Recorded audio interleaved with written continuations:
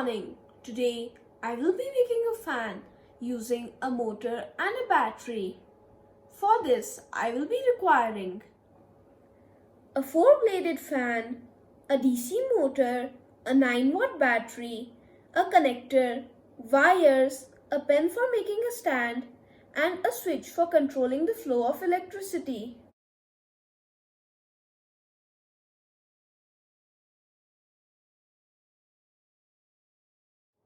I have connected the fan to the motor and the battery to the connector.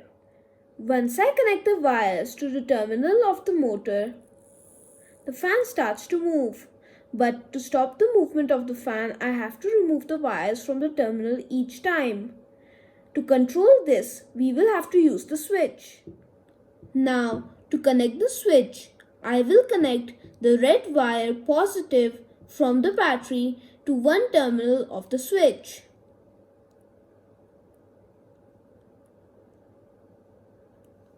I will also connect another red loose wire from the motor to the other terminal of the switch.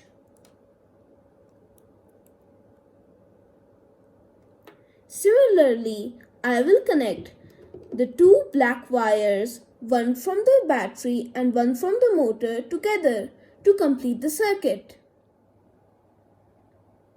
Now I have finished making my fan. I have put the extra wires and the battery under this container, and I have placed the switch on the container. Now I will turn the switch on to show you how it works. Wow, it looks amazing. I really enjoyed doing this activity, and I am sure that this fan will be helpful during the summer months. Thank you.